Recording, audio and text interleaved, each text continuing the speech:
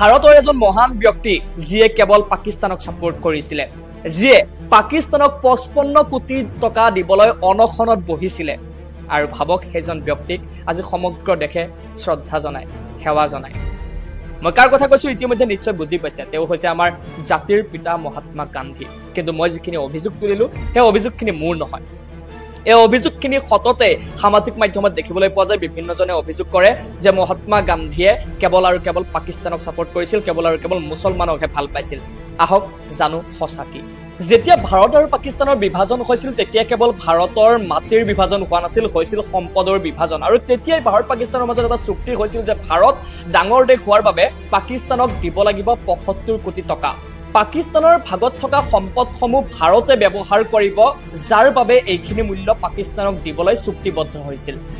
আৰু ইতিমধ্যে চুক্তি অনুসৰি ভাৰতে পাকিস্তানক 20 কোটি টকা দিও দিছিল। কিন্তু তেনেতে নীলাজ, বিশ্বাসঘাতক আৰু সন্ত্ৰাসবাদীৰে ভৰি থকা পাকিস্তানে কাশ্মীৰত আক্ৰমণ কৰিছিল, যাৰ বাবে ভাৰতে পৰৱৰ্তী কিস্তি বন্ধ কৰি দিছিল। সেই সময়ত ভাৰতৰ গভৰ্ণৰ জেনেৰেল আছিল লৰ্ড মাউণ্টবেটেন, আৰু তেওঁ কৈছিল যে যিহেতুকে চুক্তি হৈছিলে গতিকে পাকিস্তানক বাকীখিনি টকা দি দিব লাগে।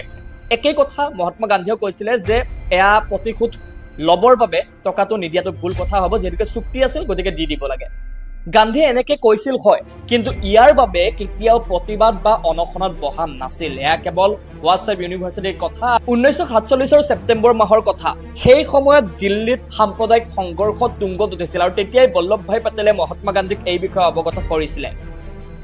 আৰু মহাত্মা গান্ধীয়ে লগে লগে দিল্লীত উপস্থিত হৈ সেই সাম্প্ৰদায়িক সংঘৰ্ষ ৰখাবলৈ চেষ্টা কৰিছিলে, সকলো চেষ্টা কৰিছিলে, কিন্তু ব্যৰ্থ হৈছিল। অৱশেষত 1948 12 জানুৱাৰীত সেই সময়ত 78 বছৰীয়া মহাত্মা গান্ধীয়ে অনশন কৰাৰ সিদ্ধান্ত লৈছিল। আৰু তেওঁৰ সেই অনশন আছিল সেই সাম্প্ৰদায়িক সংঘৰ্ষৰ বিৰুদ্ধেহে।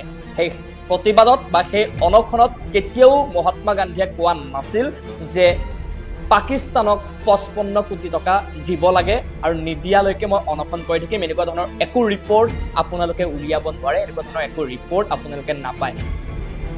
মহাত্মা গান্ধীক ভাল পোৱা বা বেয়া পোৱাটো আপোনাৰ ব্যক্তিগত কথা, কিন্তু মহাত্মা গান্ধীৰ বিৰুদ্ধে অপপ্ৰচাৰ বা ভুল তথ্যৰে মানুহক বিভ্ৰান্ত কৰাটো আপোনাৰ ব্যক্তিগত অধিকাৰ হ'ব নোৱাৰে। গতিকে সজাগ হৈ থাকক। আজি 2 অক্টোবৰ গান্ধী জয়ন্তী উপলক্ষে এই ভিডিঅ'টো বনালো। যদি ভাল পালে তেনেহ'লে শ্বেয়াৰ কৰিব, আৰু যদি বেয়া পালে কমেণ্টত জনাব যে কি বেয়া